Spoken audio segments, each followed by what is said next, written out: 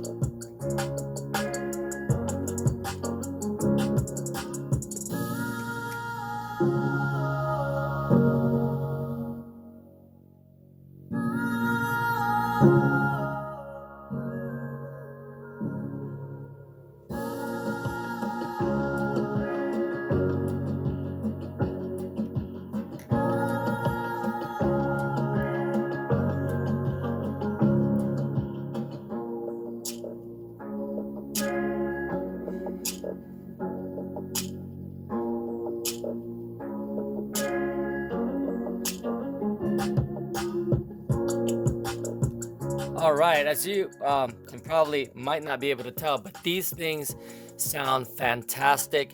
They have great mid bass response. They're really snappy when it comes to mid and mid bass. Has a lot of control. This is based on the power supply that they use, and it also helps with the design of their heatsink. They use a pulse width modulation power supply, so it can play at the normal way, or normally all the way down to 11 volts, or when it heats up to 75 Celsius. But anyway, again, here is this amp. This is a 2-channel amplifier that can be used in mono, bridged, and also mixed mono, which is stereo and mono at the same time. But you have to pay attention to the impedance level to make sure you can play it in either mixed mono or bridged, because and I'll tell you all that spec afterwards.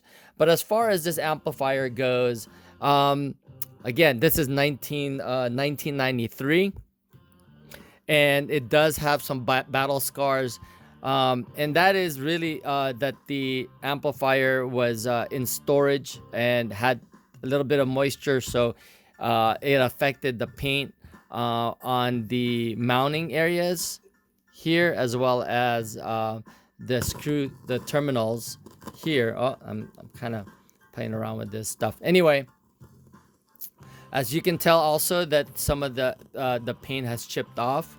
Um, so as you can see here, and again on the mounting areas, it did get some wear, or rusting effect.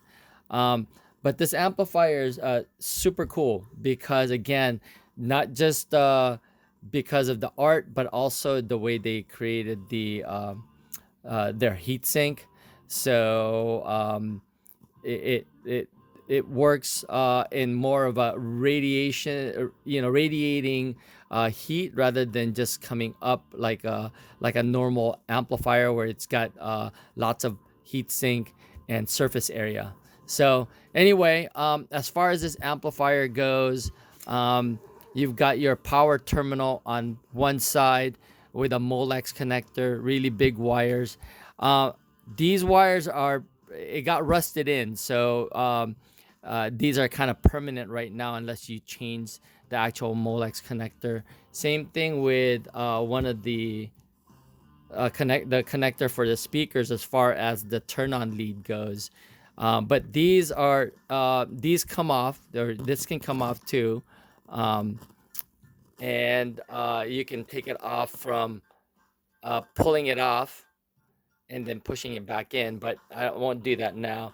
It's got your on one side, it's got your speaker terminals, your input, and your LED indicator or power indicator, and then it'll show you a low impedance. So these will light up if the impedance is too low, or it's getting like any kind of over voltage or anything like that. And then you've got your gain control right here that I showed earlier, but let's go ahead and do that.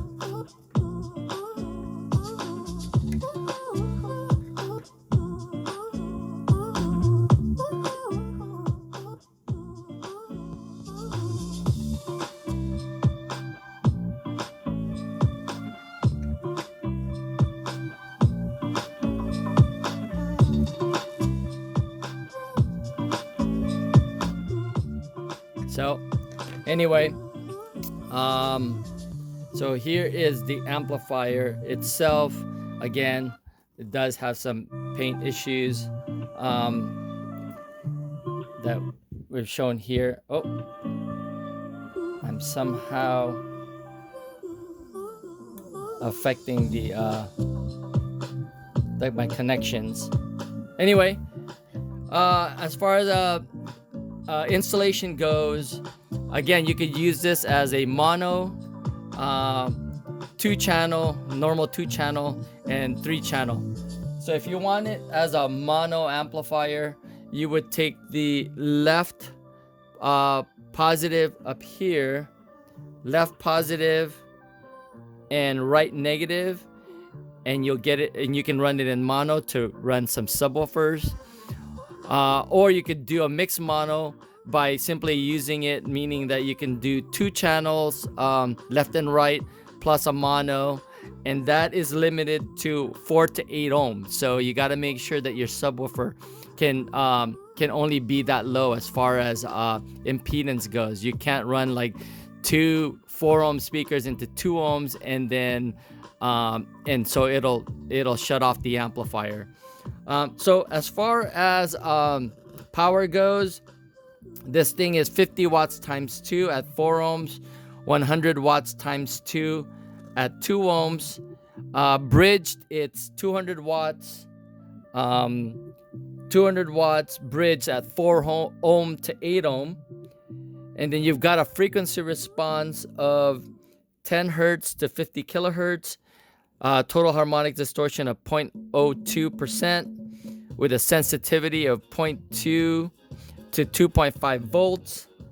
And then this can be ran from 2 to 8 ohms, and then but the bridge mode is only 4 to 8 ohms.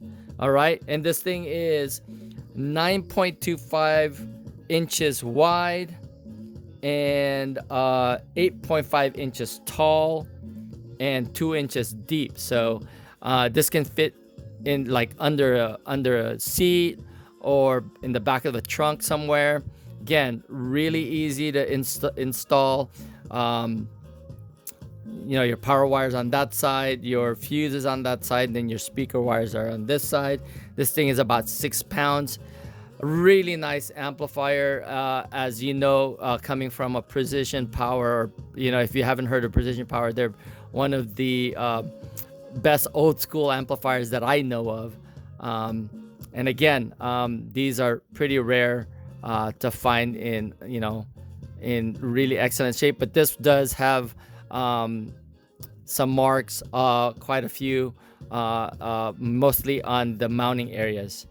But that's pretty much it. Anyway, just wanted to show you what this amplifier is all about. Again, really nice amplifier. Great for mids and highs, component speakers, and also some subs, depending on how you want to run this thing. All right. Anyway, that's pretty much it. I just wanted to show you what this thing is all about. And I hope you enjoyed that video. And if you did, please give it a thumbs up and possibly join the channel that's Beyond Soup, where I put up all sorts of stuff. Thanks for watching, and I'll see you guys on the next video.